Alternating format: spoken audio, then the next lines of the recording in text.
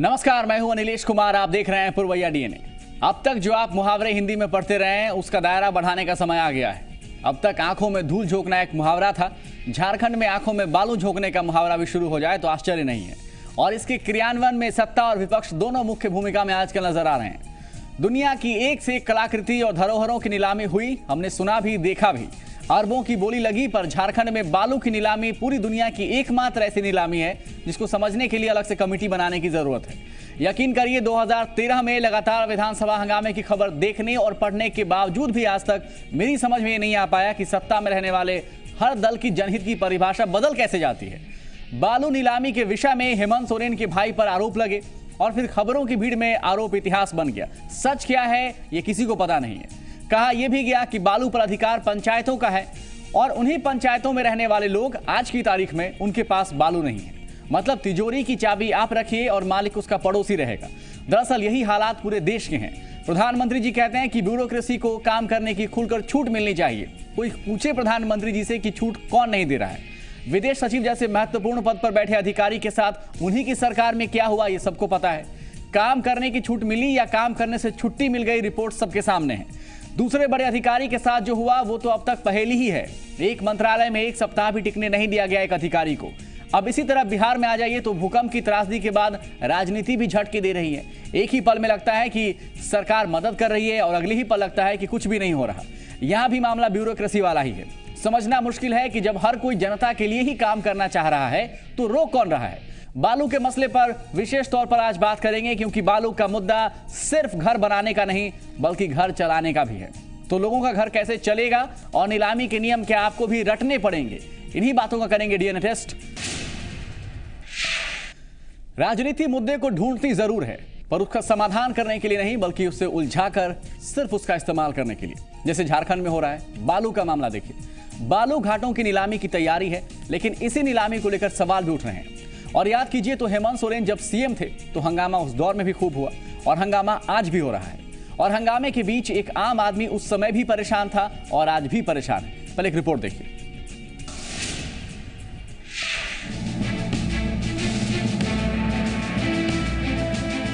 झारखंड में सरकार किसी की हो, बालू का मुद्दा सियासत को गर्म जरूर कर देता है, क्योंकि बालू का मुद्दा आम लोगों से जुड़ा है। इसलिए हर दल खुद को जनता के पैरोकार के तौर पर पेश कर रहा है। हेमंत सोरेन की सरकार में भी इस मुद्दे को लेकर बवाल हुआ और उसके बाद जब सत्ता बदली तो पुरानी सरकार के फैसले भी बदल दिए गए। रघुवर सरकार ने हेमंत के बालू घाटों की नीलामी के फैसले को रद्द कर दिया। फैसला हुआ कि पंचायतों को अधिकार मिले, पर ट्रिब्यूनल के हस्तक्षेप के बाद बालू उठाव का काम पूरी तरह बंद हो गया। अब लोगों के सामने समस्या है और अधिकारी कह रहे हैं कि नीलामी जल्द हो जाएगी। सरकार ने जो नीलामी के लिए 17 मार्च 2015 को एक पूरा डिटेल्स चिट्ठी निकाला है, दिशा निर्देश निकाला है कि इनका नीलामी से ही आप कार्रवाई की जाए। उसी के आलोक में सभी जिलों को निर्देश दिया गया कि आप नीलामी की प्रक्रिया करें। आज की डेट में मैं कहूँ कि 4 जिलों में टोटल जो है 52 बालू घाटों की नीलामी हो चुके हैं। बाकी अन्य जिलों का जो 20 जिलों का है उनके सबके डेट्स निकल चुके हैं। बट ये सारे डेट्स जो हैं मई का महीने का है, क्योंकि नियम अनुसार जो हमारे दिशा निर्देश निकाला था सरकार ने, उसके अनुसार जो है पेपर में निकालने के बाद 21 डेज़ का आपको टाइम चाहिए। सरकार कह रही है कि नीलामी की तैयारी चल रही है और 4 जिलों में प्रक्रिया पूरी हो चुकी है। जमशेदपुर, सरायकेला, धनबाद और साहेबगंज के बाद बाकी जिलों में भी मई में प्रक्रिया पूरी हो जाएगी। इन सब के बीच आरोप प्रत्यारोप का दौर शुरू हो चुका है। हेमंत सोरेन जो मुख्यमंत्री के तौर पर इसी मुद्दे पर घेरे नजर आ रहे थे, अब बीजेपी को घेर रहे हैं। जेएमएम सरकार की नीयत पर सवाल खड़े कर रहा है तो सरकार कह रही है कि कुछ भी गलत नहीं हो रहा। राज्य के व्यवसायिक वर्ग आज ये आवाज उठा रहा है। बालू व्यवसाय का विषय क्या था? जब सरकार बनी, व्यवसायिक बालू के एसोसिएशन के लोगों ने बड़ी बड़ी होर्डिंग लगा करके सरकार को बधाई दी थी। आज वही एसोसिएशन आज के दिन में धरना दे रहा है। कौन से गलत काम हमारी सरकार में हुआ ये बता दे। और निश्चित रूप से सरकार अगर व्यक्तिगत द्वेष भाव से काम करेगी तो इस का जवाब जनता देना जानती है। जहाँ तक बालू की बात है, अगर बीजेपी ने इस मुद्दा को उठाया था तो जनहित में उठाया था, क्योंकि ये राज्य का बालू था, राज्य से बाहर नहीं जाए, इस मुद्दे पर बीजेपी ने मुद्दा उठाया था। आने वाला समय में भी हमें नहीं लगता है कि कभी इस तरह का गलत मुद्दा बीजेपी उठा सकती है, क्योंकि बीजेपी एक ऐसा पार्टी है जो पब्लिक समस्याओं से हमेशा जुड़ी रही है, आगे भी जुड़ी रहेगी। जिस बालू ने पिछले सरकार में एक कद्दावर मंत्री की कुर्सी छीन ली, विधानसभा चुनाव के दौरान चुनावी मुद्दा तक बना, आज वही बालू एक बार फिर नीलाम होने को तैयार है। लेकिन दिलचस्प बात यह है कि जो लोग पिछले सरकार में बालू नीलामी को लेकर सवाल उठा रहे थे, आज वही लोग सत्ता परिवर्तन के बाद बालू की नीलामी करवा रहे हैं। कैमरा पर्सन विशाल के साथ मनीष मेहता, जी मीडिया, रांची। दो मेहमान हमारे साथ इस वक्त जुड़ रहे हैं। मनोज पांडे साहब हैं जेएमएम से और डॉक्टर समर बीजेपी से। आप दोनों का स्वागत करना चाहेंगे। मैं शुरू करना चाहूंगा जेएमएम के साथ, विपक्ष के साथ मैं शुरुआत करना चाहूंगा। अगर आप समझा पाए लोगों को, इस प्रोग्राम में हम कोशिश करते हैं कि लोगों को तथ्य पता चले। दूसरे टेलीविजन चैनल, दूसरे प्रोग्रामों में जिस तरीके की बहस होती है, लोग मुद्दा ही भूल जाते हैं, वैसा ना हो तो आप लोगों से गुजारिश है। ये बालू का मुद्दा इतना पेचीदा क्यों है? मनोज पांडे साहब, मैं आपसे शुरू करना चाहता हूँ। ऐसा क्या है कि इसका समाधान नहीं हो पाता है और इस पर राजनीति भी अनवरत जारी रहती है, धारावाहिक की तरह लगातार एपिसोड? देखिए, बालू के मामले को पेचीदा इस सरकार ने बना दिया है।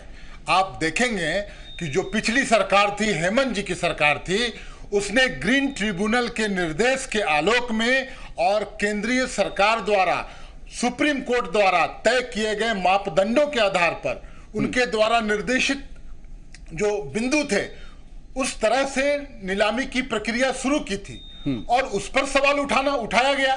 बहुत अफसोसजनक बात था, क्योंकि ये सिर्फ राजनीति करते हैं मुद्दों को लेकर, उसमें कोई सच्चाई नहीं थी। आज आप देखिए, बालू के लिए हाहाकार मचा हुआ है। आज 4000 का बालू 8000 में बिक रहा है। हाँ, इस पर भी आएंगे जी। किसी भी झारखंड के लोगों को बालू नसीब नहीं है। ये लोग बालू पर बवाल खड़ा किए थे। आज इनसे पूछने की जरूरत है कि ये बताएं कि आखिर उस समय इन्होंने क्या सवाल उठाए थे और आज क्या वो सवाल सुलझा लिए गए। आज फिर नीलामी हो रही है। मैंने अभी तुरंत देखा है, पलामू का ऑक्शन निकला है।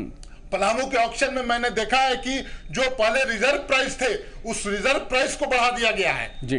घाट को डिवाइड कर दिया गया है और इतना ज्यादा रेट रखा गया है जिससे कि स्पष्ट है कि कोई लोकल, कोई वहां का आदमी नहीं ले पाएगा बालू। तो बालू में जो दिशा निर्देश सेंटर का था, सुप्रीम कोर्ट का था, उसी को पालन किया गया था हेमंत जी की सरकार के द्वारा। अच्छा, ये लोग बेवजह तूल दिए, एक चुनावी मुद्दा बनाया।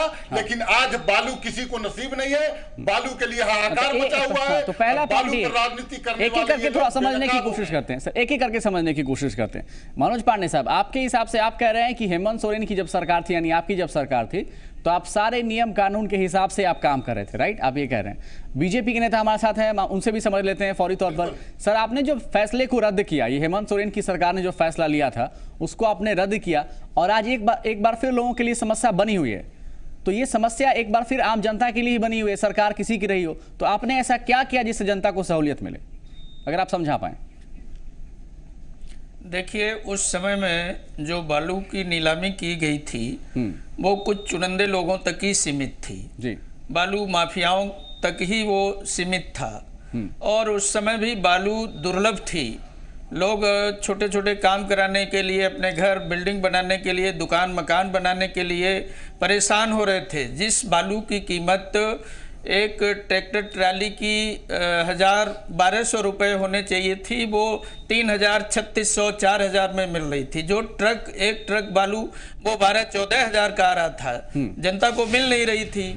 तो इसलिए सरकार ने कहा कि भाई कुछ ही लोग क्यों इससे लाभान्वित हो, आम जनता को कैसे सुलभ बनाया जा सकता है। इसके लिए सरकार ने हमारी अध्ययन किया और वहाँ ग्राम सभाओं के माध्यम से हम स्थानीय बेरोजगारों को इसमें शामिल करना चाहते हैं और हम उनके माध्यम से इसके बालू के रेट निर्धारित करके उसकी एक मूल्य सीमा तय करेंगे और उसी मूल्य सीमा में के अंदर वो लोग बालू का उत्खनन करके आम जनता को सुलभ कराएंगे। मैं आप दोनों की इजाजत से एक सवाल पूछना चाहता हूं। सरकार शीघ्र ही ये निर्णय लेने वाली है और उस पर बहुत गंभीरता से विचार अगर आप दोनों मुझे इजाजत है तो ताकि ग्रामीण युवकों को रोजगार भी मिले। ठीक है, वो रोजगार वाले मसले पर आएंगे। ठीक है, पहले बालू मिल जाए, यही बड़ी बात है। रोजगार के वादे पर तो पूरा देश 60 साल से बैठा हुआ है। नहीं, बालू भी मिलेगी और बालू के साथ साथ रोजगार भी लोगों को मिलेगा। एक एक करके समझते हैं, एक एक करके। डॉक्टर समर, क्या ये सच्चाई नहीं है कि अगर आज की तारीख में बालू की किल्लत है और आप ये कह रहे हैं कि उस समय जो माफिया हैं वो हावी हुआ करते थे, तो आज की तारीख में जब रोक लगी हुई है अभी भी तो माफिया हावी है सर, अभी भी तो तमाम रिपोर्ट्स कह रही हैं। क्या ये सच नहीं है कि 2000 रुपए टर्बो बिकने वाला बालू आज 5000 रुपए में बिक रहा है? क्या ये सही नहीं है कि बालू माफिया के डम तक आने में 3 से 4 दलालों की जरूरत पड़ती है? क्या ये सच नहीं है कि प्रत्येक थाना क्षेत्र से गाड़ी को पार करवाने के लिए उस क्षेत्र के दलाल को कमीशन दी जाती है?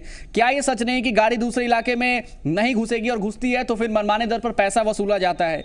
क्या ये सही नहीं है कि शहर में बैठा हुआ जो दलाल है वो उसके अलावा वो 2-4 गुना और फी बढ़ा कर लेता है या पैसा 2-4 गुना और बढ़ा कर लेता है? क्या ये तमाम चीजें आज की तारीख में भी सच्चाई नहीं है जब आपकी सरकार भी है? नहीं, बिल्कुल आपने ठीक कहा है। इसको काफी हद तक हमारी सरकार नियंत्रित करने की कोशिश कर रही है, काफी हद तक नियंत्रित किया भी है और बहुत कुछ अभी थोड़ा सा रह गया है। तो आप जो रीटेंडरिंग होने के बाद में आप देखेंगे कि ये सारी समस्याओं का निराकरण हो जाएगा। अब वर्षों की जिस मशीनरी में जंग लगी हुई है उसको रवा होने में, उसको एक सामान्य गति देने में तो टाइम लगेगा। तो थोड़ा सा समय दीजिए और जैसे ही री ऑक्शन के बाद स्थिति में काफी सुधार होगा, आम जनता को सही और उचित मूल्य पर बालू उपलब्ध होगी और ये जो जितने भी बिचौलिए और ये सब है आपको कहीं नजर नहीं आएंगे। ठीक है, चलिए मैं पूछना चाहता हूं मनोज पांडे साहब से, जेएमएम से। बीजेपी के नेता, बीजेपी सरकार की तरफ से ये कह रही है कि हम लोगों को रोजगार भी देंगे, स्थानीय लोगों को प्राथमिकता भी देंगे। यही सारी बातें आप भी कह रहे थे। इनफैक्ट आप पर तो ये आरोप भी लगा, आपके मुख्यमंत्री के भाई पर भी आरोप लगा। मुझे नहीं पता उस आरोप का क्या हुआ, पता नहीं क्या होता है इन आरोपों का। और दूसरा सवाल मेरा आपसे ये कि उस समय तो कुछ कंपनियों को ही अधिकार दिए गए थे। मुंबई की कंपनी आकर झारखंड में बालू ले रही थी। आरोप के दायरे में आप भी रहे हैं और बीजेपी की सरकार भी रही है। आम आदमी कहां जाएगा सर? मैं एक बात स्पष्ट कर दूं आपको कि हमारी सरकार के द्वारा जो ऑक्शन किया गया, नीलामी की प्रक्रिया अपनाई गई, नीलामी की प्रक्रिया में कोई भी व्यक्ति भाग ले सकता है।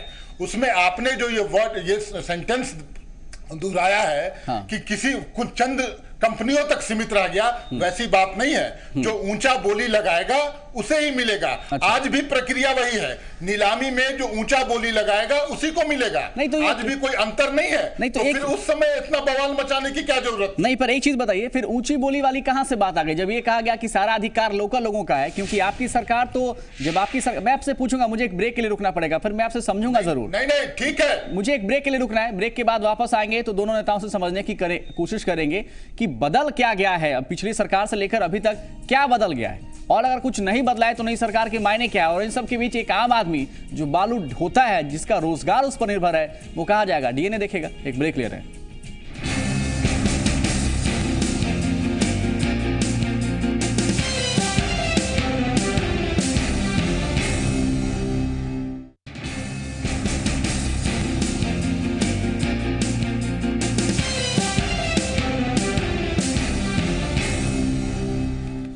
मनोज पांडे साहब जेएमएम से हमारे साथ बने हुए हैं, डॉक्टर समर बीजेपी से हमारे साथ बने हुए हैं। मैं सवाल पूछना चाहता हूं मनोज पांडे जेएमएम के नेता से कि आज की तारीख में बालू के मसले को लेकर आपकी सबसे बड़ी आपत्ति क्या है? क्योंकि अगर सरकार कहती है कि हम पंचायतों को अधिकार देंगे, 80% अधिकार अगर पंचायतों को रहेगा, तो इसका एक नतीजा ये भी होगा कि बालू की कीमत जो है वो कम हो जाएगी, राइट? वो सस्ते दर पर लोगों को उपलब्ध होगी। अब तो आपको राज्य की जनता के नाते खुश होना चाहिए। आपकी आपत्ति क्या है? देखिए, जिस समय नीलामी हुई हमारे सरकार के समय में, उस समय भी ये नियम था कि जो नीलामी की राशि आएगी वो 80% पंचायतों को दे दी जाएगी, पंचायतों में विकास के कार्य होंगे। अभी ये बोलते हैं कि लोकल लेवल पंचायत के लोग, तो क्या ये जो नीलामी की प्रक्रिया अपनाई गई है, क्या उसमें यह नियम है, क्या यह प्रावधान है कि वहां के उस पंचायत के लोग ही उस नीलामी में भाग लेंगे? आज भी तो वही होगा। आज भी जो कोई भी आदमी बोली लगा सकता है, नीलामी में भाग ले सकता है और ज्यादा बोली लगा के उस घाट को खरीद सकता है, बालू खरीद सकता है। बताइए, तो इसमें अंतर कहां है? हेमंत जी की सरकार ने पूरे पारदर्शी तरीके से नीलामी किया था। तो आपकी सरकार में ये नियम था, आपकी सरकार में नियम था कि उसी पंचायत तक नियमित, उसी पंचायत तक आपने क्या अपने हिसाब से, जब आपकी सरकार थी तो आपने क्या उसी पंचायत तक कर दिया था? बिल्कुल, मैं आपको स्पष्ट कर दूं डॉक्टर समर, क्या ये सच है? मैं आपको स्पष्ट कर दूं, 80% उस पंचायत को जाना था। नहीं, 80% उस पंचायत को तो अभी भी सरकार कह रही है सर। डॉक्टर समर, आप भी तो यही कह रहे हैं कि 80% उस पंचायत को जाएगा। कोई चेंजेस नहीं है। मैं वही बात बताना चाहता हूं आपको कि इतना बवाल किस लिए किया आप लोगों ने। अब जब फिर नीलामी करना है, आप ग्राम सभा को क्यों नहीं उठा के दे देते हैं? तो आप ग्राम सभा को नहीं दे सकते हैं। कुछ बाइंडिंग्स हैं, कुछ सुप्रीम कोर्ट का इंस्ट्रक्शन है, कुछ ग्रीन ट्रिब्यूनल का इंस्ट्रक्शन है, उसको फॉलो करना होगा। ठीक है, ये लोग सिर्फ बतंगड़ बनाए हैं बात को। ठीक है, एक चुनावी मुद्दा बनाया है इन लोगों ने। ठीक है, आप ग्रीन ट्रिब्यूनल की बात कह रहे हैं, वो ठीक है, उनको पर्यावरण को लेकर क्लियरेंस लेने की आवश्यकता है, ये तो एक बेसिक बात है जो कोई भी आदमी समझ जाएगा। मैं ये समझना चाह रहा हूं कि दोनों सरकारों में अंतर कहां है और आज जो समस्या बनी उसके लिए कोई तो जिम्मेवार होगा। देखिए, अभी हम लोग नहीं समझ पा रहे आधे घंटे में की समस्या कहां पर बनी हुई है। डॉक्टर समर से मैं आपके पास आता हूं, मनोज पांडे साहब, मैं आपके पास आता हूं मनोज पांडे साहब। डॉक्टर समर, एक बात बताइए, पंचायतों को अधिकार देने के मामले में हेमंत सोरेन ने भी कहा, हालांकि उनके कुछ जो फैसले थे उसको लेकर कांग्रेस से लेकर तमाम दल, उनके जो सहयोगी थे वही नाराज होते नजर आए थे। मुझे अच्छी तरह याद है राजेंद्र सिंह का बयान, उन्होंने कहा था कि अधिकार पंचायतों को ही मिलेगा। राइट, मैं आपसे समझना चाहता हूं, वो भी पंचायतों को अधिकार देना चाहते थे, आप भी पंचायतों को अधिकार देना चाह रहे हैं, तो फिर आप आज की तारीख में अगर जो काम रुका हुआ है उसके लिए कौन जिम्मेवार है? और पिछली सरकार आप में अंतर कहां है? मैं आपसे पूछना चाहता हूं कि बंबई की कंपनी झारखंड की किस पंचायत से आती है? मुझे एक चीज का, मुझे एक जवाब दीजिए। एक मुश्त ऑक्शन दे रहे थे, वो ये क्या बंबई की कोई कंपनी जो बंबई में स्टेब्लिश है, जिसका हेडक्वार्टर बंबई में है, उसको झारखंड से सिर्फ पैसा कमाना था, इसलिए वो यहाँ टेंडर डाल रही थी। वो यहाँ की किस पंचायत में आती है, आप बताएं। ठीक है, या जनता बताए। ये विरोध कर रहे हैं हमारे मनोज पांडे जी, ये बताएं, मतलब अब जो है बंबई झारखंड के किस कोने में है? ठीक है, एक छोटा सा 5 सेकंड में, तो मुझे ब्रेक लेना है सर, 5 सेकंड मुझे ब्रेक लेना है। आप बताइए कि इसके बाद, नए नियम के बाद, क्या बाहरी कंपनियों को कोई अधिकार नहीं मिलेगा? आप बताइए, बाहरी कंपनियों को कोई अधिकार नहीं मिलेगा, वो ऑक्शन में भाग नहीं ले पाएंगे, आप ये कह रहे हैं? बिल्कुल बिल्कुल, बाहरी कंपनियों के हमारे इसमें हम स्थानीय ग्राम सभाओं के माध्यम से बेरोजगार युवकों को, ठीक है, एक निर्धारित मूल्य से ज्यादा मूल्य भी नहीं रखा जाएगा। ठीक है, चलिए मुझे एक ब्रेक के अंतर्गत जो मुझे एक ब्रेक के लिए रुकना है, ब्रेक के बाद आएंगे तो समझने की कोशिश करेंगे। एक बात जो अभी तक मुझे समझ में आई है, जो आपको बताना चाहेंगे, वो ये कि जो बाहर की कंपनियां नीलामी में हिस्सा लेती थी वो अब नहीं लेंगी। मुझे नहीं पता कितना सच है, कम से कम बीजेपी के नेता कह रहे हैं तो उन पर भरोसा करना चाहिए। एक बहुत ही छोटा सा विराम आ रहा है।